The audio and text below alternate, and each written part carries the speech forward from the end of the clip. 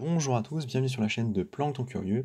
On va parler stratégie à propos de ce qui se passe en ce moment dans le monde crypto et en fait pour la finance tradie dans son ensemble. Donc on va parler USDC, on va parler banque qui se crache. Donc ça c'est évidemment les causes. Nous ce qui nous intéresse c'est ok comment on réagit. Donc là la vidéo va être assez simple. On fait un très rapide rappel sur ce qui s'est passé. Je vais prendre deux très bons trades que je vous conseille, deux trois outils qui me semblent pertinents, et on parle surtout à la fin de la vidéo de qu'est-ce qu'on fait, comment on se comporte. Moi par exemple par rapport à mon portefeuille, qu'est-ce qu'il est intéressant de faire, les alternatives, etc. etc. hein. Le but c'est pas de vous rappeler ce qui a déjà été dit 50 fois, c'est de vous donner des éléments supplémentaires. Donc oui, on est sur un marché qui en weekly est dans le rouge, notamment parce que on a eu un souci avec deux ou trois banques et l'USDC, en particulier qui a des pegs, donc on va aller voir tout ça pourquoi. On voit que ça a un peu repeg, c'est monté jusqu'à 97 et qu'on est retourné, là on est autour de 0,95. Notons quand même que sur la journée, on est quand même sur une map qui fait plaisir, mais c'est pas ça dont on veut parler. Donc deux trades ici, Oak et Guillaume Gollard, que je vous invite à aller lire si vous ne les avez pas lus, qui résument la situation. On essaie de faire ça rapidos parce que c'est pas sur ce point-là que la vidéo doit porter. Donc qu'est-ce qui s'est passé globalement? Il nous dit il y a donc 43 milliards en circulation du SDC, 43 milliards et quelques en réserve. Effectivement, hein, c'est les chiffres que vous pouvez trouver sur le site, donc ça, il n'y a pas de souci, vous pouvez le suivre si ça vous intéresse. Hein. C'est circle.com, transparency, vous pouvez aller voir vous-même.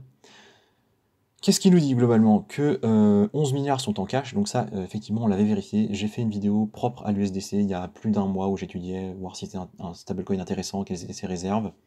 Vous pouvez aller voir sur la chaîne, je vous mettrai le lien en commentaire si ça vous intéresse. Donc 11 milliards en cash, ça veut dire surtout qu'il y a 30 milliards qui ne sont pas en cash et donc qui ne peuvent pas être retirés tout de suite. Ça va expliquer un certain nombre de problèmes qu'on a maintenant. Une partie du coup de ces 11 milliards était chez SVB et donc ça on avait bel et bien Circle qui nous l'a confirmé ici dans ce tweet. Je vous l'affiche, il nous dit il y avait 3 milliards 3 qui étaient bloqués chez SVB, SVB qui a été shutdown, hein, qui a été mis en arrêt. Et donc, pas de transaction, donc apparemment 3 milliards qu'on ne va pas retrouver. Sachez que théoriquement, ils vont retrouver 250 000, parce que c'est ça, c'est la somme qui est assurée en gros par les États-Unis. Donc, a priori, il devrait y avoir cette perte-là quand même. Donc 3 milliards sur les 43 milliards, ça représente à peu près 7% et quelques de l'USDC, enfin de son collatéral, hein, de l'argent qu'ils avaient bloqué là-haut. Et donc ils sont complètement illiquides, qui ne peuvent pas retirer. Ça correspond effectivement à des chiffres importants pour le monde bancaire. Donc là, je vous invite à aller voir dans le détail si ça vous intéresse les comparaisons qu'il fait. Est-ce que c'est un problème? Pas forcément, parce qu'il est très probable, c'est ce qu'il nous dit ici, que SVB, donc la banque qui a fait faillite et qui avait une partie des fonds du coup du SDC, enfin des liquidités de l'USDC, va sûrement être racheté. Donc comment est-ce qu'on peut s'assurer que SVB avait bien des fonds, que c'est pas une connerie? Ben, en fait c'est dans le rapport. Donc là je vous montre le rapport de 2022 de décembre 2022 de l'USDC, de Circle, et vous voyez qu'en fait on a bien ici, je vais zoomer un petit peu parce que sinon vous allez rien voir, on a bien SVB, la Silicon Valley Bank, qui fait partie des banques dans lesquelles il y avait du cash. Ce que vous pouvez voir aussi ici, c'est que des banques, il y en a plein, donc il y a plein d'autres banques qui en ont, potentiellement, ça peut être aussi de prochains dominos, hein, parce que vous reconnaîtrez ici la Silvergate Bank, hein, qui a fermé la semaine dernière, il y a une dizaine de jours. Donc quels sont les prochains, je ne sais pas, mais on parlera de ça peut-être à la fin de la vidéo. De toute façon, ça reste de la spéculation.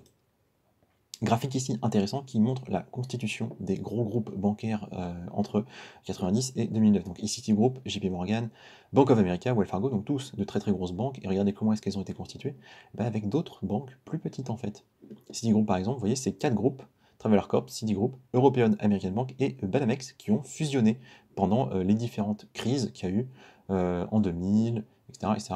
Donc c'est comme ça en fait que sont construits les gros groupes bancaires, donc c'est pas quelque chose d'anodin, c'est pas quelque chose de rare non plus, c'est quelque chose de plutôt commun que des banques fusionnent ensemble ou soient assimilées. Donc il est assez probable que Silvergate, non pas Silvergate, si Silvergate Bank soit assimilé par un autre groupe et que ce groupe en fait prenne en charge ses dettes et donc que tout simplement Circle récupère les fonds pour l'USDC. Hein. C'est tout à fait probable, on n'a aucune certitude, mais c'est tout à fait probable.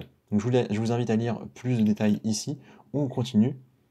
L'organisme qui s'occupe en fait de la problématique actuelle s'appelle le FDIC, et ils sont habitués à ce genre de situation, donc tant mieux, j'ai envie de vous dire.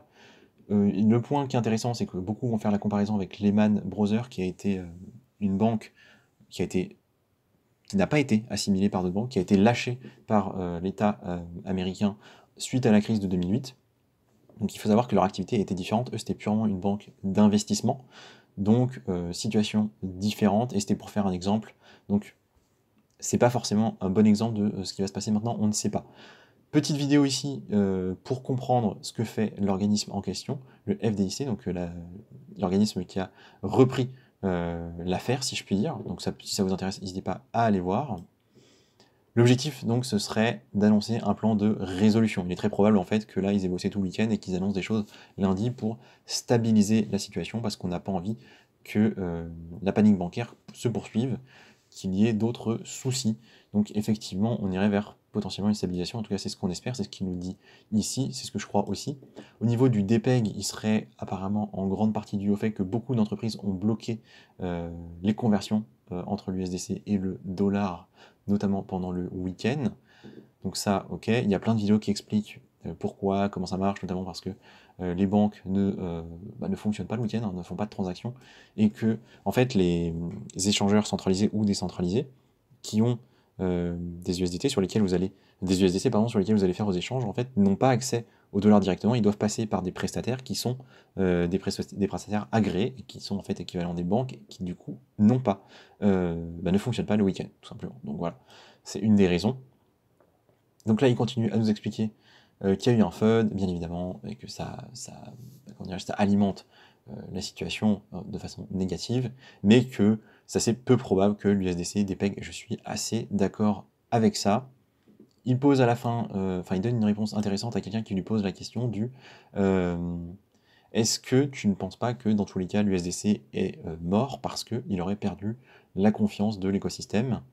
C'est une façon de voir la chose qui n'est pas idiote, hein, c'est possible. Lui, il dit ce serait le contraire, parce que si l'USDC repègue, on pourrait dire que du coup, ils auront montré leur stabilité, leur solidité, parce que oui, il y a eu des soucis, mais ils auront su résister. Donc chacun son point de vue là-dessus. Effectivement, moi je pense qu'on peut faire confiance, peut-être de façon plus pertinente, à une entreprise qui a eu des soucis, mais qui a su se relever, plutôt qu'à une entreprise qui n'a jamais eu de soucis. Mais bon, là-dessus, c'est un avis personnel, chacun comme il veut. Je vais rapidement, donc Hawk Finance qui nous donne à peu près les mêmes infos, donc il nous explique comment ça se passe en fait, pourquoi. Alors d'abord, pourquoi les banques sont tombées? Alors tout simplement parce que, si je résume son trade, déjà SVB ils ont récupéré de plus en plus de fonds entre 2019 et 2021, ça a fait x3, c'était une banque qui finançait beaucoup les startups. Ces startups qui du coup ont eu besoin de retirer de l'argent, sauf que la banque en fait, elle garde pas tout en cash dans des coffres, elle en garde un petit peu, et le reste en fait c'est investi dans des bons du trésor. En tout cas dans leur cas c'était beaucoup de bons du trésor et des bons à long terme, à 10 ans. Et en fait ces bons à 10 ans déjà ont perdu en valeur à cause de la hausse des taux, c'est-à-dire que en fait les nouveaux bons du trésor inis maintenant, vu que le taux est plus élevé, ils sont plus intéressants parce qu'ils rémunèrent mieux, donc personne ne veut racheter ces trucs là, ils ont dû les vendre à perte et ils ont perdu de l'argent tout simplement pour pouvoir redonner des liquidités à leurs clients qui en avaient besoin. C'est allé si loin que voilà, ils sont en faillite, ils ont chuté, leur stock en fait de liquidités pour Circle, donc les 3 milliards dont on a parlé tout à l'heure, sont bloqués, et donc c'est ça en fait qui entraîne globalement des problèmes, donc une situation qui devrait peut-être se régler. Point intéressant qui n'a pas été traité avant, c'est pourquoi est-ce que le DAI a été également impacté, alors que a priori ça ne devrait pas, hein, c'est que l'USDC, tout simplement parce que le DAI en fait est backé, je crois que c'est à 50% par l'USDC, donc oui c'est à 50%, il nous le met ici, et donc ça a entraîné du coup tout simplement une perte de la valeur du DAI, hein, au même titre que l'USDC, mais évidemment une perte moins forte vu que c'est moins important. Donc attention au DAI, hein, ce serait pas forcément une bonne idée d'être dessus a priori, parce que vous êtes backé par de l'USDC, donc autant être directement sur de l'USDC, j'ai envie de vous dire. Donc lui nous donne d'autres infos intéressantes, je vous invite à aller voir vous-même, c'est pas le sujet, et ça fait déjà 9 minutes que je parle. Arthur Hay ici qui nous expliquait rapidement comment fonctionne en fait rapidement les prêts, hein, tout simplement, pourquoi est-ce que la liquidité n'est pas là. Donc ce que je vous ai expliqué, mais quand même bien dit ici.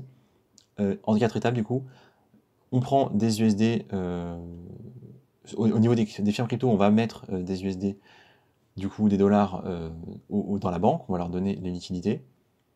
La banque va tout simplement acheter des bons, là par exemple à 3 mois, mais parfois c'est plus long, avec des rendements, donc comme ça ils gagnent de l'argent sur les fonds qu'on lui prête, et tout simplement si en fait elle a beaucoup de dépôts, elle peut faire des grosses perfs, hein, tout simplement, hein, avec 10 milliards, voilà, on gagne 418 millions de dollars par an, juste en les mettant sur des bons du trésor, donc évidemment que tout organisme bancaire va faire ça pour gagner de l'argent, c'est une évidence.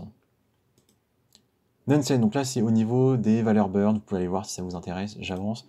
Ponz, lui, je vous invite à aller voir ce qu'il propose, parce qu'il il met le lien vers un outil qui permet de traquer le burn et le mint, donc la création et la destruction de l'USDC. C'est assez intéressant, c'est très à jour. Donc vous avez plusieurs graphiques ici. N'hésitez pas à aller jeter un oeil si ça vous intéresse pour voir un petit peu quels sont les mouvements. On voit qu'évidemment c'est autour du 11 là qu'on a eu des gros mouvements, notamment de mint ici, de burn là. Non pardon, c'est du burn ici, hein, c'est des chiffres négatifs, donc j'ai pas vu, donc voilà, on voit qu'ils ont burn énormément. C'est logique, un burn c'est tout simplement quand quand j'ai des USDC et que je veux récupérer des dollars, on va me rendre mes dollars et l'entreprise Circle va burn les tokens. Donc voilà, ça montre un petit peu l'activité. Évidemment, le week-end, il ne se passe pas grand-chose. Donc ça peut être un outil à surveiller. Je vous invite à aller voir.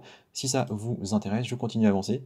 À suivre éventuellement tout simplement le Twitter de Circle, hein, qui est un Twitter officiel, et ils sont plutôt transparents. Donc ça vous donnera des news et ça peut être pas mal pour les prochains jours. Au niveau du coup de la stratégie, c'est le point qui nous intéresse. Deux cas de figure pour l'USDC. On parlera des banques après. Cas numéro 1, l'USDC dépeg et reste dépeg. Dépeg, ça veut dire qu'il ne retrouve pas sa valeur de 1$. Potentiellement, on a un impact très fort sur les cryptos. Tout simplement parce que l'USDC, il est impliqué dans d'autres protocoles, notamment le DAI, hein, comme on l'a vu.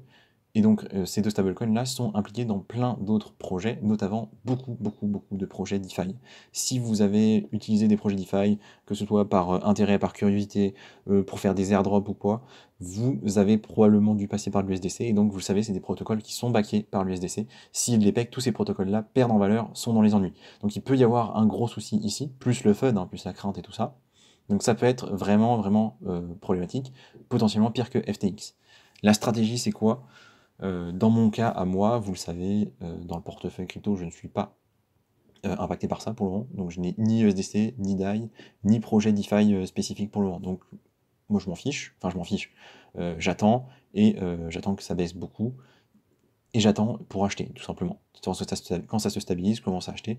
En fait, globalement, on regarde ce qui s'est passé sur FTX. Je prends n'importe quel projet, GRT par exemple, et je mets sur l'année. Donc FTX était là, donc c'est pas hyper parlant parce qu'on vient de très loin. Mais FTX était là. Voilà, ça a baissé pendant plusieurs jours et ça a rangé pendant un mois et demi. Bon bah voilà, c'est la période pendant laquelle il faut accumuler tout simplement. Donc cas du dépeg de l'USDC, c'est ça que moi je fais. Si vous êtes dedans, si vous en avez, bon bah ça a quasiment repeg.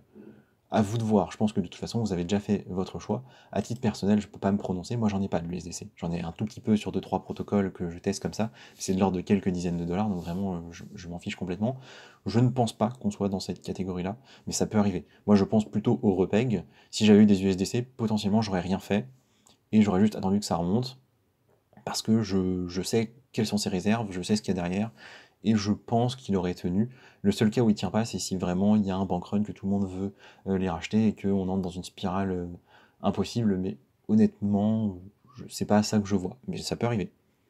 Donc ça, peu probable, hein, je dirais 10% de chance à peu près, mais c'est vraiment au doigt mouillé, hein, c'est moi qui spécule, on n'en sait rien. Cas numéro 2, le repeg, tout simplement l'USDC qui revient à 1$, retour à la normale. Donc deux attitudes possibles comme on l'a vu, hein. Soit les gens ne croient plus en l'USDC et donc ils vont le laisser petit à petit, laisser couler. Sachant qu'il y a quand même beaucoup d'entreprises, beaucoup de protocoles derrière, franchement j'en doute. Je pense pas qu'on soit dans cette situation-là. Et donc ce sera plutôt croire en la solidité du projet. Moi je vois plutôt ce scénario-là, honnêtement. Je pense qu'on sera plutôt dans ce scénario-là. En tout cas c'est le plus probable selon moi. La stratégie du coup optimale, c'était d'acheter l'USDC quand il était en dépeg total, hein. C'est-à-dire les gens qui ont acheté ici, les gens qui ont acheté à 0,90, ce genre de personnes. Le truc c'est que c'est pas très intéressant en fait. Enfin c'est intéressant si vous avez plein de cash et que vous savez pas quoi en faire et que vous ennuyez. Ou alors si vous étiez par exemple en Tether, il y a un moment où le Tether il a valu plus que 1$ parce que tout le monde a voulu en racheter.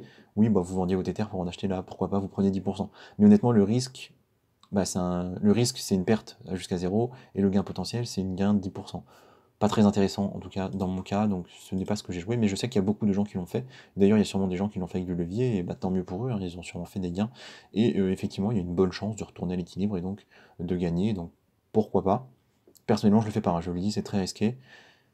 L'autre stratégie, c'est juste de parier sur une hausse du marché. C'est-à-dire que si l'USDC redevient équivalent à 1$, si un token revient à 1$, si on revient au PEG, bah, tout simplement, le marché devrait bien s'emporter, on devrait repartir sur une hausse.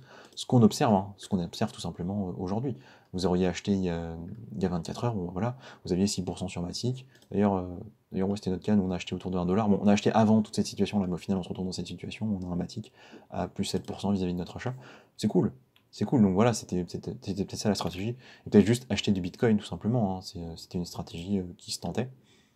Donc on parie sur une hausse du marché. Voilà, donc ça c'est le bon point.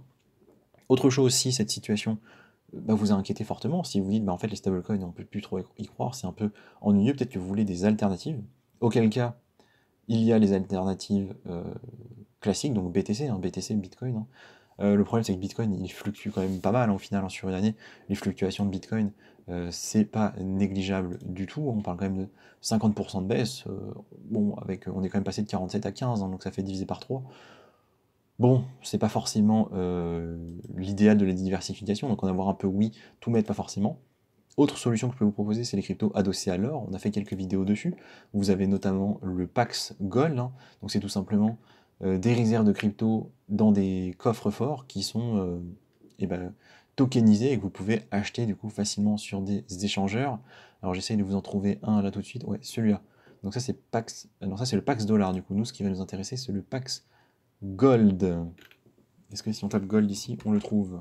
Oui, tout à fait. Donc vous avez le Pax Gold, le Tether Gold. Pourquoi pas? Bon, après, il faut croire en les compagnies qui font ça, les entreprises qui font ça. Et évidemment, le cours de l'or, il n'est pas stable, hein. Mais bon, vous voyez, sur l'année, c'est une variation de 2%. C'est pas forcément idiot de se dire, je vais mettre une partie de ce que je mettais habituellement en stablecoin en gold, hein, pourquoi pas? Ça peut se tenir. Donc vous avez ces deux entreprises-là, sachant que Tether, c'est évidemment la même que celle qui a le token Tether, hein. Autre possibilité, c'est les cryptos qui ont eu une faible volatilité sur un an. Donc depuis la grosse baisse de novembre. Je vous avais fait une vidéo là-dessus qui s'appelait Les survivants de 2022. Donc c'était à la toute fin, ça devait être en décembre 2022, du coup que j'ai fait cette vidéo-là. De mémoire, je vous avais sorti 4 valeurs. Il y avait Kant qui n'a pas trop bougé, vous voyez sur l'année ça fait 7%. Alors, pas trop bougé, bon, on a quand même été à 45 et à 184, donc c'est vrai qu'en moyenne on n'a pas trop bougé, mais ça reste quand même volatile. Il y a des trucs mieux que ça. On peut le faire ici tout de suite, l'exercice, vous mettez en mouvement sur l'année, évidemment il vaut mieux fermer cet onglet-là, voilà, et on essaye d'aller en fait à 0. Donc on va mettre les 100 plus grosses valeurs, voilà. Vous allez autour de 0. Donc autour de 0, évidemment, on va trouver tout ce qui est stablecoin. Mais vous voyez que les valeurs qui ont peu fluctué finalement sur un an, il y a Kant qui a pris 7%. Toncoin aussi, c'est pas trop mal. Enfin, là, il a 20%, et vous voyez que globalement sur l'année, on était à 1,86, où on allait quand même diviser par 2, mais on est vite remonté à un espèce d'équilibre. On est sur des valeurs qui se tiennent un peu, donc ça peut se jouer. Il faisait partie du coup de ma liste. Il y avait également Monero. Monero, je me rappelle qu'il bouge pas trop. Sur l'année, il a perdu 20%, mais globalement, vous voyez que depuis juin, en fait, on oscille entre 100 et 175 quand même. Donc la fluctuation est pas négligeable, mais on est sur des valeurs qui sont relativement stables. Vous avez Tron. Tron, j'aime bien. Tron, c'est quelque chose de très très stable aussi, je trouve. Là pour le coup, on est vraiment beaucoup plus stable, hein. Bon, évidemment, il y a des extrêmes, mais on a vraiment une tendance à retourner vers la moyenne autour de la valeur qu'on a là, autour de 0,6, quoi. Donc ça, c'est intéressant, Tron. Et dans le même genre, en ce moment, on a Link qui peut bien marcher. Donc voilà 4 valeurs que potentiellement on peut envisager comme substitut à des stablecoins, quoi. Après, il faut faire ses recherches, il faut s'assurer de ce que c'est. Mais Link, je pense que c'est un très bon projet. Et depuis qu'on est tombé là en mai, vous voyez, on était à 7$ et ça a quasi pas bougé, quoi. On est allé au plus bas à 5,50 et voilà, on est retourné à 6. Vous achetez du Link autour de 6-7$, vous savez que ça ne devrait pas énormément bouger. Donc voilà, 4-5 valeurs qui peuvent valoir le coup, qui peuvent faire le détour pour la diversification en tant que simili stablecoin, si on veut. Évidemment, sinon, le Bitcoin. Donc voilà, globalement, pour les solutions. On a parlé de ce qui peut se passer donc demain, au niveau du PEG ou REPEG, hein. Circle nous a annoncé que globalement, tout devrait retourner à la normale là, dans les prochains jours, donc on va bien voir. Je vous ai parlé de cas de figure. L'autre variable, ce sont les banques, hein. Ce sont les paniques bancaires. Là, donc on a SVB, donc là vous êtes sur Morningstar par exemple, qui nous dit oui, ils ont perdu 60%, et après, ils ont été saisis par certaines autorités. Notamment, si on regarde ici, c'est l'autorité californienne de régulation qui a fermé la SVB. Attention à ce qui va se passer. C'est-à-dire qu'il va y avoir une réunion demain de la Fed, mais je pense qu'ils ont déjà une bonne idée de ce qu'ils vont faire. Donc, est-ce qu'il va y avoir une contagion parce que, globalement, l'État, les autorités ne vont pas surveiller ça? J'en doute fortement. Je pense qu'il va y avoir une intervention, et si cette intervention est positive, ça peut être très favorable pour le marché. Je sais pas s'il réimprime de la monnaie, s'il rassure tout le monde, etc. Ça peut très bien marcher, mais ça, on n'en sait rien, on verra bien. Le point négatif, c'est au niveau de la régulation crypto. Il est très probable que USDC étant mêlé à cette histoire, à ce qui se passe là, la régulation soit plus forte et que ce soit défavorable. Donc à voir, à suivre, on verra les news et on se tiendra au courant. On a fait un petit point. N'hésitez pas à aller voir les différents outils que je vous ai présentés pour vous faire votre propre idée de la situation et pour suivre l'évolution des choses par vous-même. C'est tout ce que je voulais vous dire sur cette situation qu'on a actuellement. Merci de m'avoir écouté et à la prochaine.